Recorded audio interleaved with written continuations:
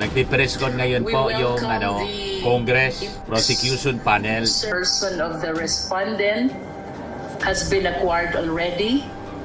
Punod po kami fully and strictly to the requirements of the Constitution. We did not violate. There's signed the impeachment complaint. Kaya first time ito na nangyari na may return sa atin. Kaya nangangailangan tayo ng clarification po dito. Pagamat prosecutors po kami at impeachment court sila. Very respectful, cordial, mga kababayan ng mga pananalita ng ating mga prosecutors. Kasi iba po yung personalidad ng House. Si Akop, Kami as members of the House, kami as a prosecution group. Nagbabagang mga balita at pagtalakay sa mga isyu ng lipunan. Pulsa, opinyon, banat at paglalantad sa katotohanan. Pulsa, what you see is what you get. You decide. yan po mga kababayan, si Dante Maravillas, vlogger, broadcaster from Bicol. Nagpipress con ngayon po yung Congress Prosecution Panel. Person of the respondent has been acquired already. She has a period of 10 days to answer.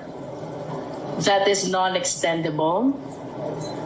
And we hope that all issues which are being raised in the impeachment court will be tackled as well in the answer of the Vice President.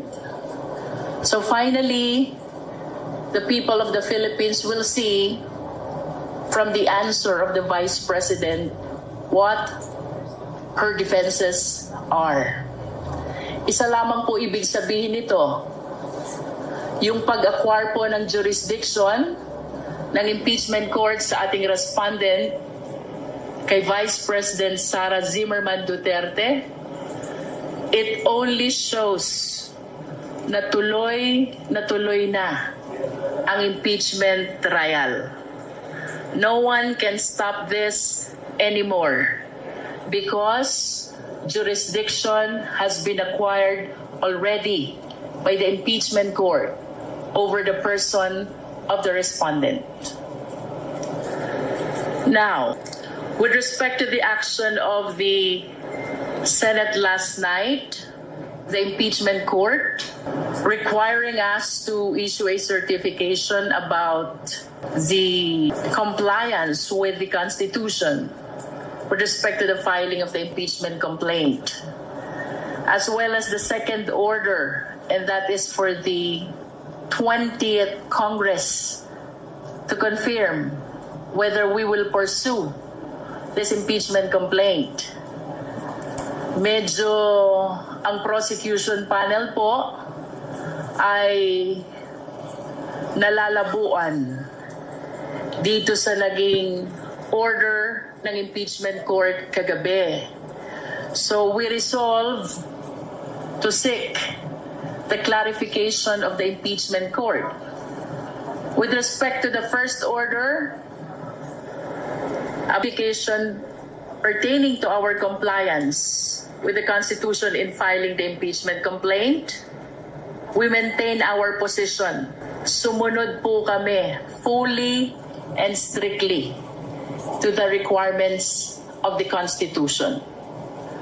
We did not violate the one-year prohibition rule. With respect to the second order, it is impossible to be complied with because, first of all, 20th Congress doesn't it.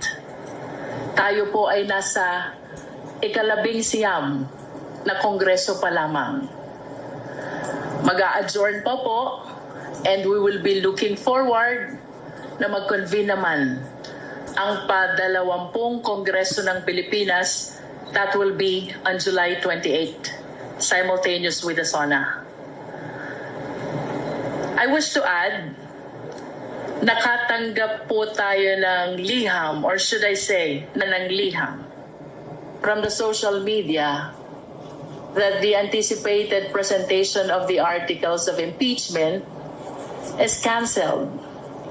ang sabi po ng ating presiding officer ng impeachment court, the referral of the verified complaint, the impeachment court mooted already the presentation and the reading of the articles.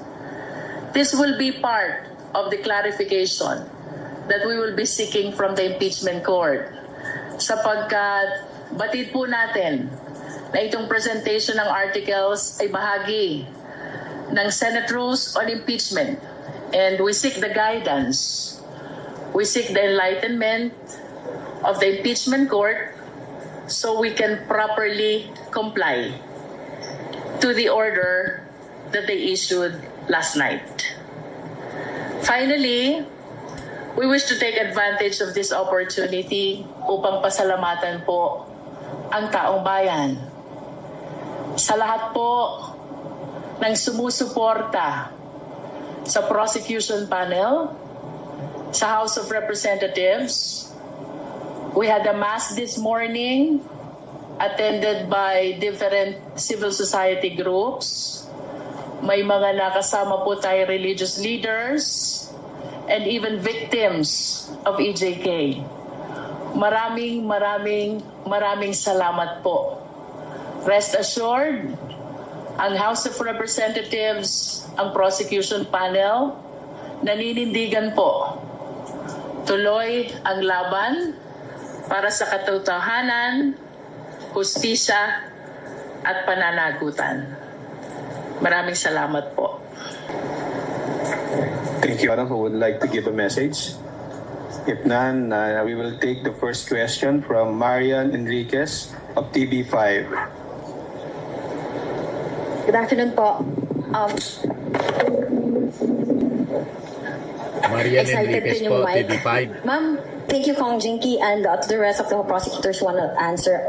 Meron na po bang update kung natanggap na po ba muna natin itong received copy ng articles, yung pinababalik po na articles of impeachment? Meron na po ba from the Senate?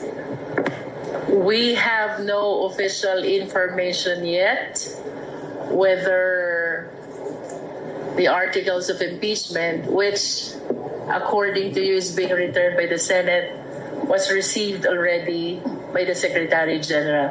I hope you understand that the members of the prosecution panel here has no participation whatsoever in the proceeding of the office of the Secretary. Let's wait and see kung anong official information ng SecGen.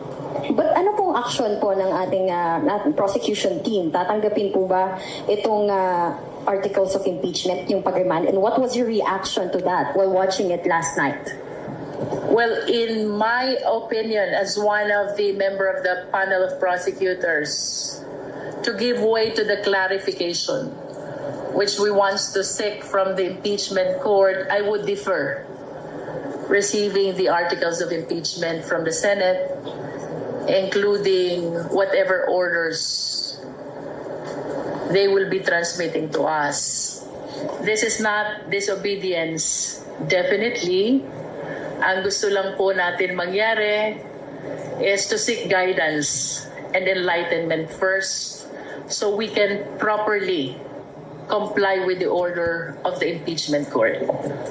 When you say you would like to seek guidance, may coordination na po ba with the Senate? Ano po yung ginagawa nating pag-usap sa kanila para maliwanagan po tayo doon sa mga orders nila?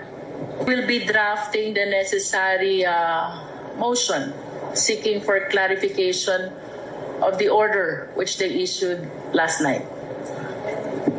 Ito po kasi namin kanina si Sergeant at Arms ng Senate kanina, and hindi nga wala pa pong Si Cisco din, nagpa-press con din kanina, paulit-ulit lang yung mga statements. ng Kamara ang pagbabalik ng articles Dahil of man impeachment. kamugtakan. And magpapasa po muna ng tama ba, ma'am? Yes, to give way to our efforts to clarify first the order. In my opinion, I would defer receiving the articles of impeachment, including the order issued by the impeachment court. Excuse me. Yung tatanggap ng ito, kung mayroon man, ay ang Office of the Secretary General. Hindi po namin alam kung ano ang action ng Silibanan po. Secretary General. Pero kung tanggapin niya, doon po kami mag-decide. Be that Lead as it may, prosecutor siya. kami po ay Congressman naniniwala Libanan. na ang power to initiate ng impeachment complaint ay nasa House, lalo na pag pinirmahan ito, in-endorse ng isang congressman at pinagbutuhan sa plenaryo. Itong nangyari dito, hindi lang itong ordinaryong impeachment. 215 of our members signed the impeachment complaint. Kaya first time ito na nangyari na may return sa atin. Kaya nangangailangan tayo ng clarification po dito. Bagamat prosecutors po kami at impeachment court sila, naguguluhan pa rin kami. At hindi namin maintindihan kung bakit ibabalik po ito sa amin. Ano po ang gagawin namin? Yun po ang isang bagay na kailangan namin maliwanagan. Second to my last question na lang po. Some legal experts po are saying na instead of following the Constitution, itong mga senators po natin, they're creating legal issues po. And will you challenge this po ba? Itong ginawa po ng Senado sa Supreme Court, itong pag-remand, is this abuse of discretion na po ba?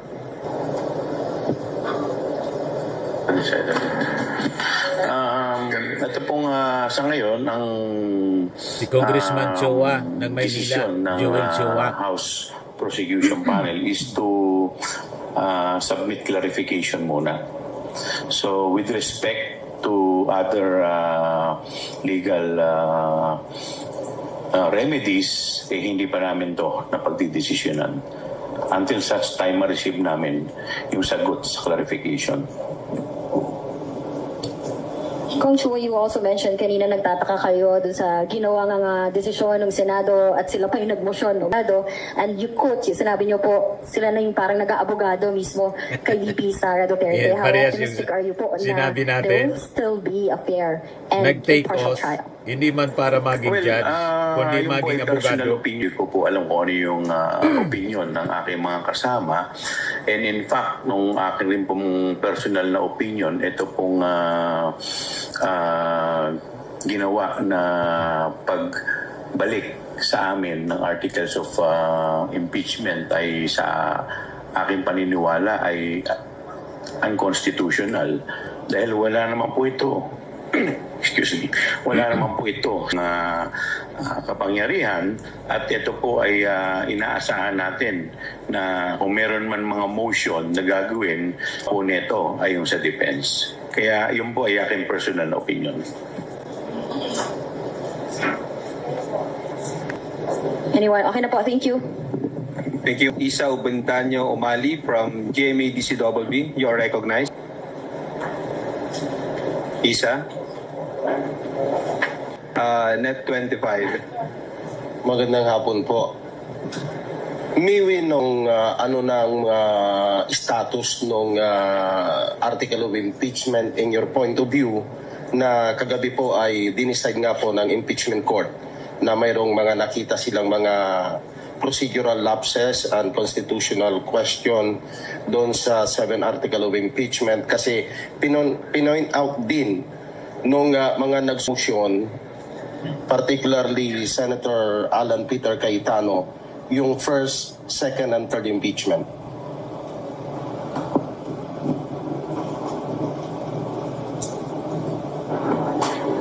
Yung nangyari kagabi ay parang produkto ng compromise nila sa Senado. Paano silang matapos yung usapin. Pero sa kabuuan ay tuloy ang impeachment, ang proceedings, ang trial. Kasi pinasagot na po yung ating Vice Presidente at binigyan siya ng 10 days to answer. Ibig sabihin, buhay na buhay dahil pag sumagot ng ating Vice Presidente ay matutuloy na. Bagamat, nandun na tayo sa period na patapos na ang 19th Congress at magsisimula na yung 20th Tuloy ang Congress. Sa impeachment. amin naman, may gusto Nag-fail silang sila na hinging, ma-dismiss. certification, Panalo pa rin po. palagay ko po Yung nagsusulong ng ituloy ang impeachment trial. gustong makasiguro, pero makikita po natin kung masatisfy kami sa hinihingi nila, wala namang problema nga yun. Parang certification requirement lang. At any rate, it is presumed that there's the presumption of regularity in the performance Dilatory of po, official tactics. functions. Lahat ng nasa gobyerno, yan po ang presumption. At maliwanag ito na 215 na nag-endorse sa impeachment complaint. So,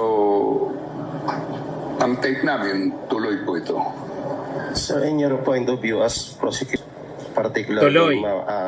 Congressman or Woman Listro, ma'am, na nag-acquire na ng jurisdiction yung impeachment court dahil pinadala na ng summon ang respondent.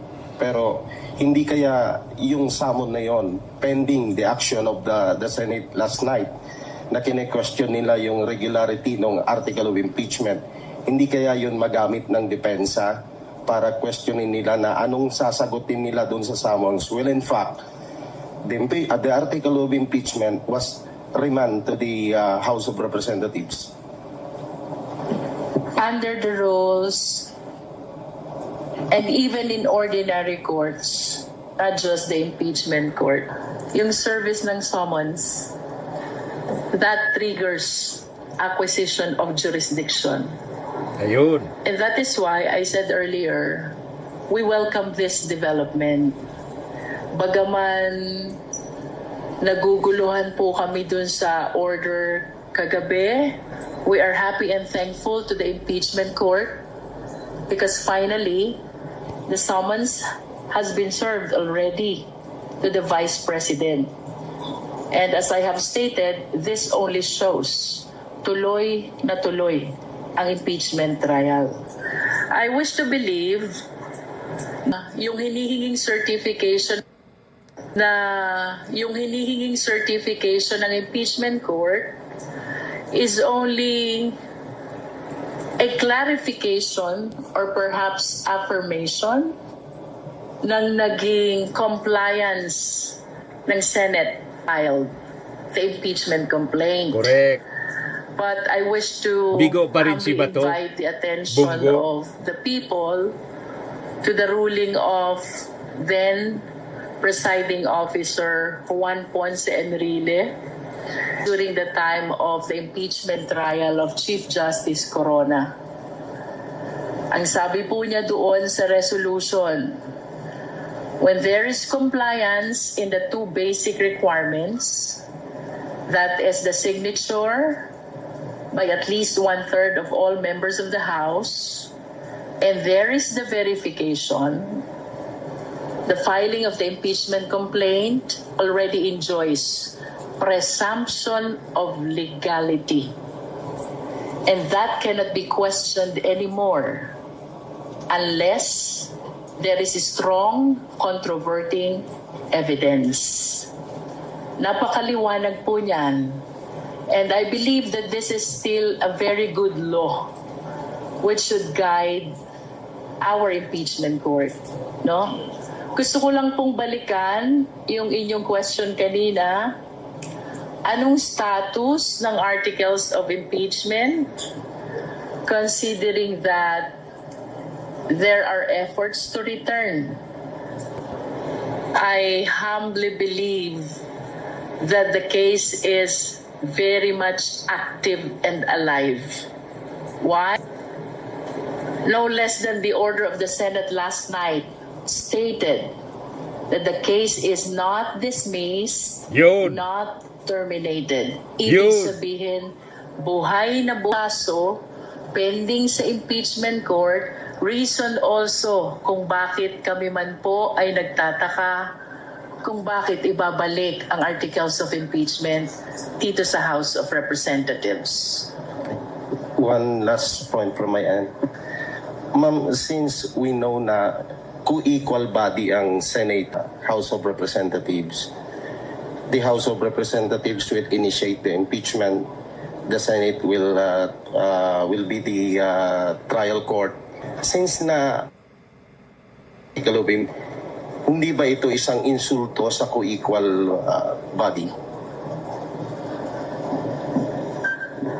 Po yun sa aming pinagtataka dahil normally po ang magtatanong po niyan o magko-question niyan yung mga abogado ng respondent. Kaya nga po kami po naniniwala na ito po ay hindi sakop sa trabaho ng impeachment court. Dahil yung pagko-question po ng mga legality ay dapat po ay sinasagot o tinutugon po ng korte at hindi po ng impeachment court. Bagamat kami po ay co-equal body, ang House at saka ang Senate, sa pagkakataon pong ito ay medyo naiba kasi impeachment court na sila at prosecutors po kami. Kaya parang nakikita natin parang sa husgado, may mga orders ang korte. Ngayon, kailangan din kami mag-clarify dito. Pero sa dulo ay kailangan ang taong bayan mapakinggan po dito.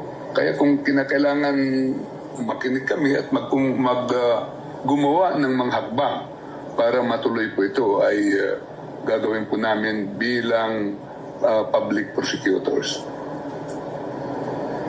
From Inquirer Online, please proceed with your questions.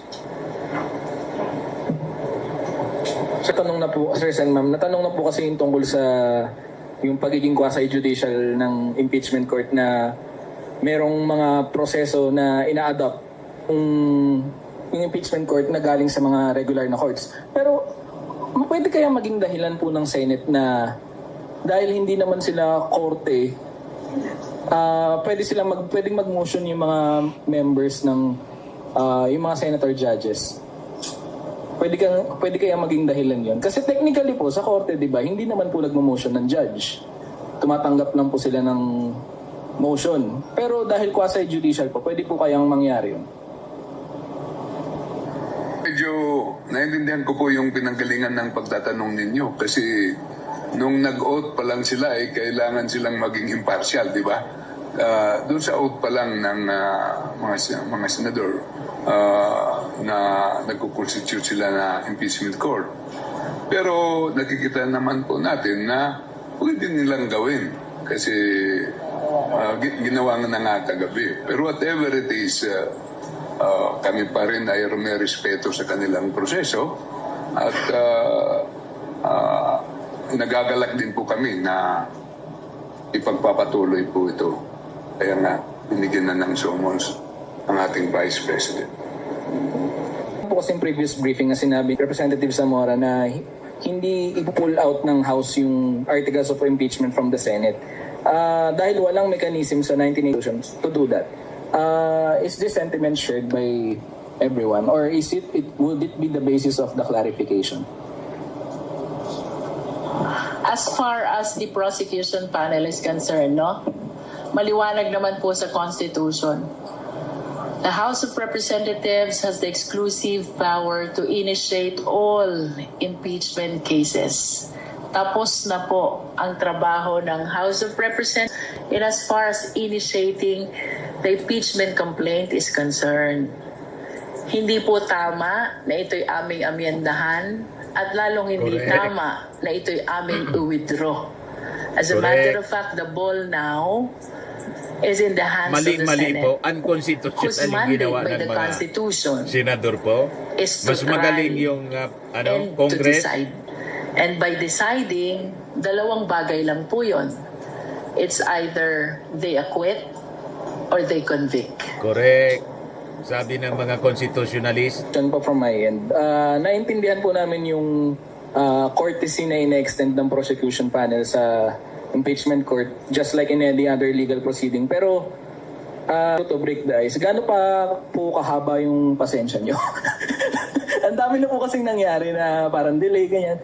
Dapat po nung February, ang tingin nyo, dapat doon na nag-start. Pero gaano pa po kahaba yung pasensya? Kaya pa po pa? Ngayon natin yung prosecutor na may pinakamahabang pasensya dito. Sino ba sa atin may pinakamahabang pasensya? Bel, would you like to answer?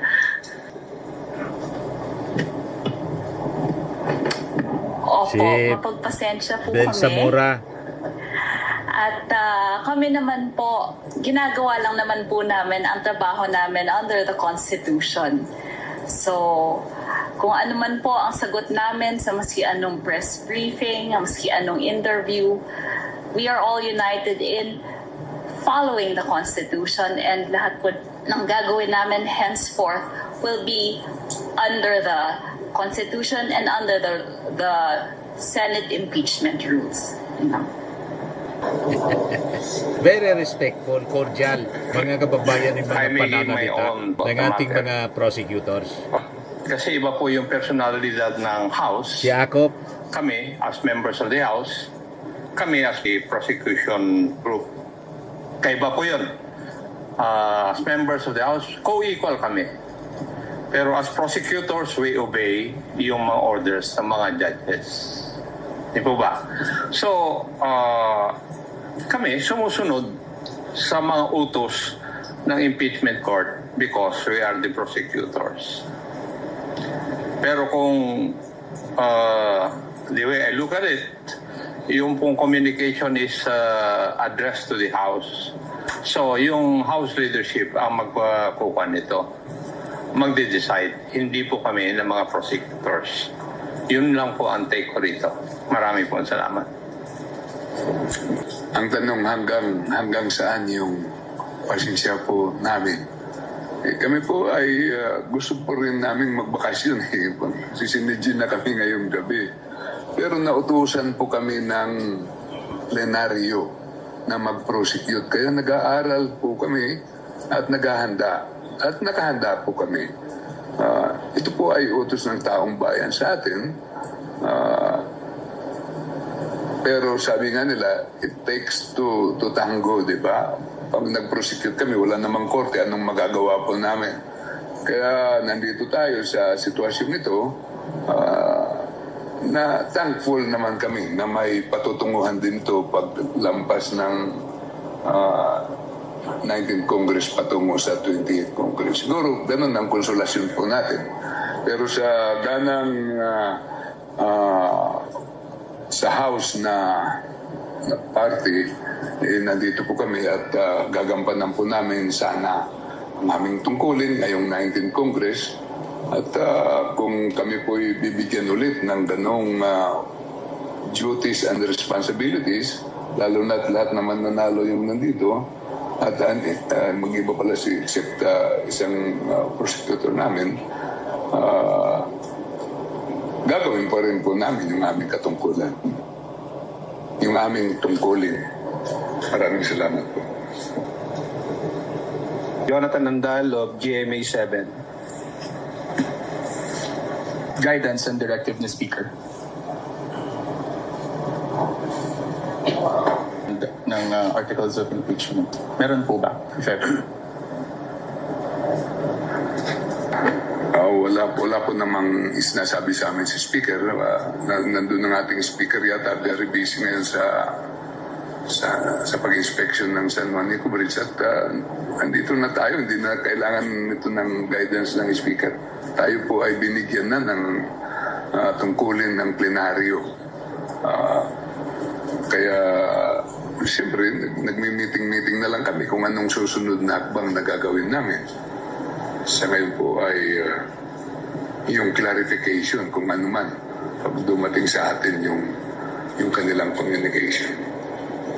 Paggabi, 1850. 17? It's 18. 18.5. Okay. 18.5. Yun yung... sa tingin din ba yung... May mga nagsasabi na baka yun na rin yung posisyon ng mga senador at maging boto pag umusad yung trial. Naniniwala po ba kayo ron? It's very hard to preempt kung anong magiging decision ng mga senator judges until and unless we have concluded the presentation of our evidence. That is why we really have to follow the Constitution. And the mandate by the Constitution to the impeachment court to try and to decide. No? Mahirap pong isipin o sabihin na yung boto kahapon, ayun na rin ang magiging boto sa impeachment case sapagkat wala pa po ni isang ebidensyang naiilatag ang prosecution. No? Until and unless we are presentation of all the evidence, I think that's the time we begin to ano kaya ang magiging boto ng ating mga senator judges. Okay. Vivian Gulia from ABS-CBN. Go ahead.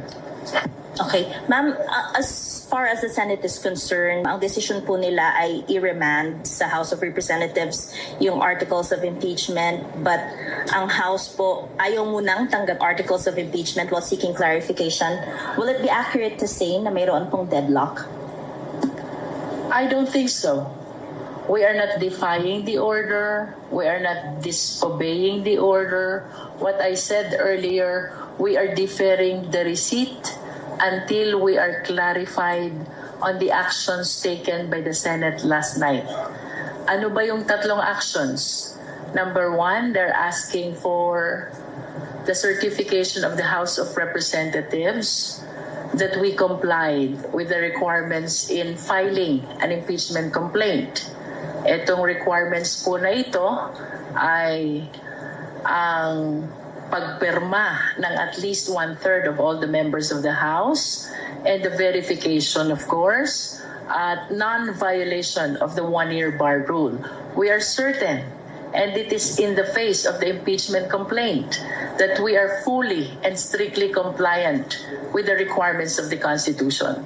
Kanina nabanggit ko na rin po ang resolution ng then presiding officer Juan Ponce Enrile, when there is compliance with the first two basic requirements, the filing of the impeachment complaint already enjoys the presumption of legality, that it cannot be questioned anymore unless there is strong evidence to the contrary. No?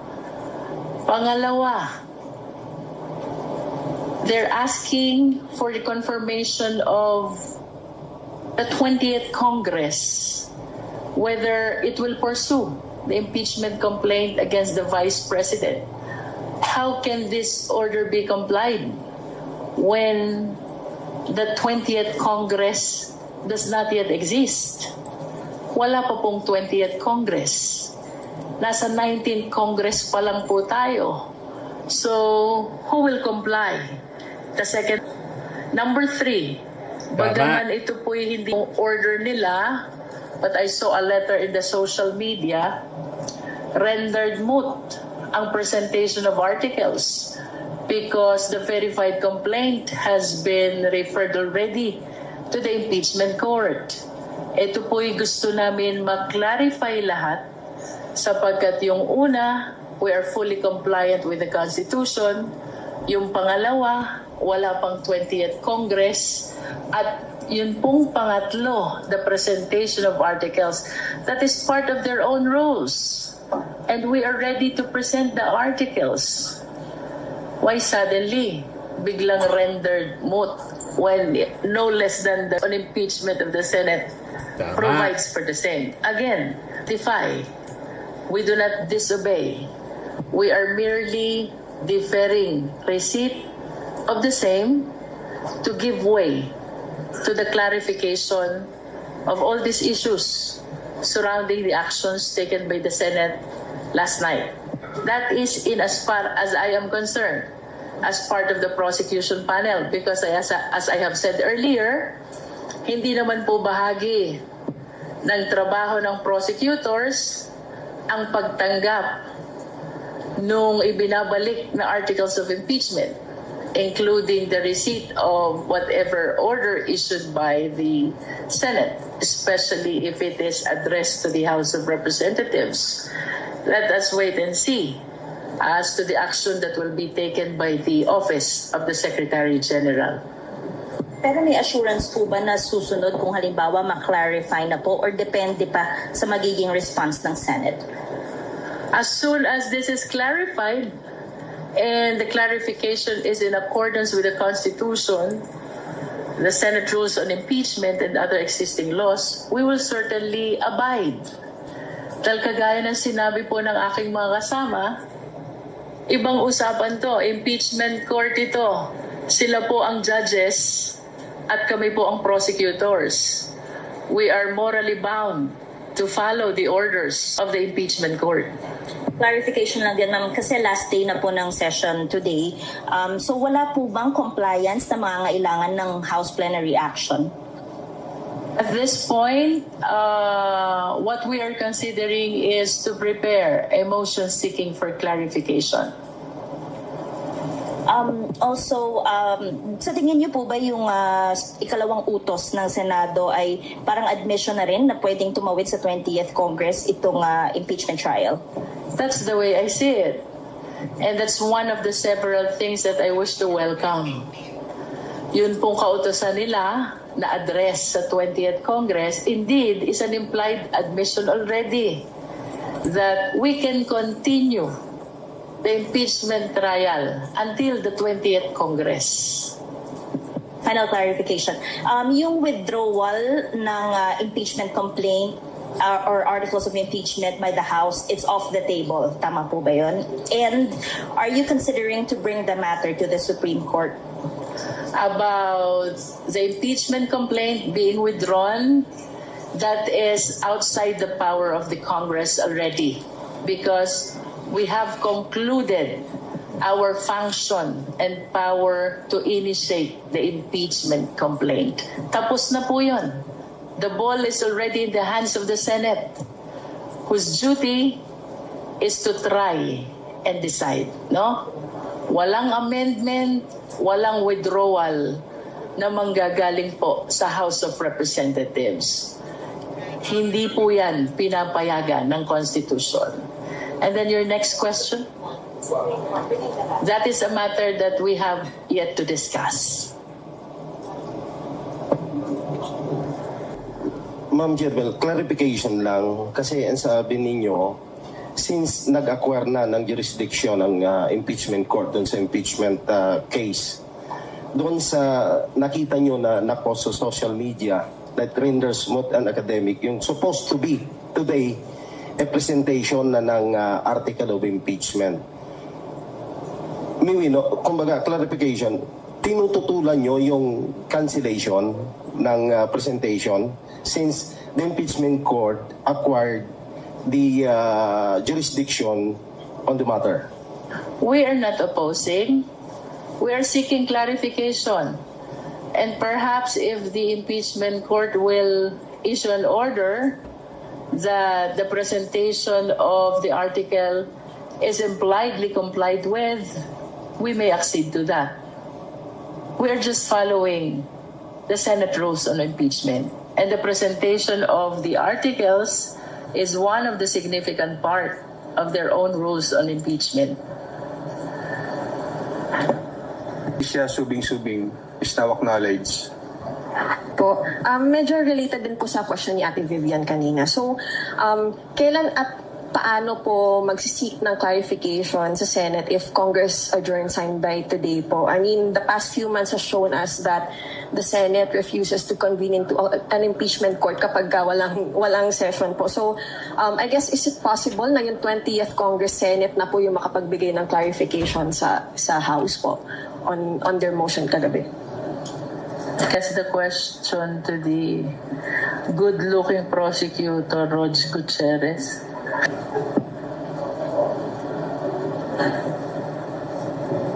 Sorry, just to be clear, can we have a repeat of the question? Very clear. Kailan and paano po magsisik ng clarification yung House prosecution regarding the move by the Senate yesterday? Kasi as the past few months have shown us, hindi po ayaw mag-convene ng Senate as an impeachment court kapag walang session. And so we can expect that until June 30. So is it possible na sa 20th Congress Senate pa po magkaroon ng clarification sa mga tinatanong ng House? To be frank lang po, I don't think it would be a fair statement to say we cannot preempt the impeachment court. We cannot substitute their decision. We cannot say for sure that they will not convene po, no? So what is very clear for us here in the prosecution panel is that we will be seeking clarification, and it will be addressed not to the Senate but to the impeachment court. Now, the question of whether or not they will convene, I think that only they can answer po, no? Tama po ba yung pagkakaintindi ko? You are preparing a motion to be read at the plenary later po? Clarification. And then my second question po, it seems that you and other legal experts agree po na the Senate does not have constitutional power to remand po. So, in your opinion, does the House have the power to reject the remand? Is that a possible pathway for you? Of course, I don't know if we can speak for everyone po, no? But from our understanding and as per what we have discussed earlier, I think it's very clear. Originally, although they are co-equal as members of the House and as members, senators, very different po yung dynamics when we are now talking to the impeachment court and the prosecution panel. All that we can say for sure is that we believe that we have followed the Constitution. We are confident in that the proper processes were obeyed. So if there is that remanding, whether or not that would be within their powers, that would be something not for us to decide. Now, when it comes to rejection, it's, for lack of a better term, we would probably, like we mentioned, we would defer po, no? Just to be clear, so we are deferring for pending clarification. Now, once the response has been received, then again we will decide po, no, if it is clear enough that it is something that we can actually comply with po, no. I hope that would clarify it. So yan mga kababayan, i-defer nila yung receipt ng pag-remand o pagbalik ng impeachment, articles of impeachment mula sa Senado to the Congress. Pending the motion, may motion sila for clarification. O ngayon, sumugod na po yung mga protesters sa Senado. Yan po sila, padami ng padami. Look, protesters fill the streets of Jokno Boulevard in front of the Senate building as they call for the Senate to take its role in impeachment court seriously as part of its constitutional duty. Mula sa Tindig Pilipinas, Magdalo Akbayan Party, panagutin sa pera ng bayan. Padami ng padami mga kababayan. Ito po, mabalita pa, Big Business Group deeply concerned over stalled Duterte impeachment trial. Grupo ito ng MAP, Management Association of the Philippines. Sabi sa kanilang statement, we believe that the Senate has a constitutional duty to conduct without any delay or disruption the impeachment trial of Vice President Sara Duterte. Abandoning this mandate undermines the integrity of our democratic processes, sabi po nila. O ito yung kanina, yung mga prosecutors, nag-ecumenical prayer muna sila sa Batasan Complex. Before na nag-press con, ito yung parte, mga kababayan, na sinabi ni Father Flavio Villanueva. 18 senador ang mga utas na mukhang nalagad, ngunit ang kanilang mga kilos ay balasubas. Tinawag na mga hodas, balasubas, yung Senado. Kapangyarihan bilang hari ng saligang batas, ngunit ginamit ang poder, nagbugas ang kamay, upang yumbis ang hari ng katotohanan ng biyandaya, pinili ang kamatayan at si Barabas. Ito naman po, Firmax Firming and Lifting Cream, pinapahid po sa mga pulses in affected area. Mainam po sa paninigas ng mga kaso-kasuan. Ito naman po, Automax Radiant Serum. Sa mukha naman yung application. Anti-aging po siya. You will look 10 years younger than your age. Sa mga cancer patients naman po, baka lang gusto ninyo itong itry. Neng siya red mixed fruit drink. Hindi mo po siya gamot, food supplement siya. Kaya lang, gawa siya mga kababayan sa goji berry. Yung goji berry may anti-cancer properties. O ngayon, yung mga inquiries ninyo, dumiritso na lang kayo sa aming messenger sa Facebook para masagot namin agad. Ayos pa? Ayos na ayos niya, Mr. Maravilla. At sa mga naghanap po ng malinis and spacious fitness gym, pumunta lang po kayo sa aming Colossal Fitness Gym. May Grab car rental din po kami. Ito naman po yung bago naming product na binibenta online. Eye Glow Serum, whitening po siya. Tingnan ninyo yung epekto sa aking anak na architect before and now. Yung mga inquiries po ninyo, dumiretso na lang kayo sa kanyang Facebook account, Riz Maravillas.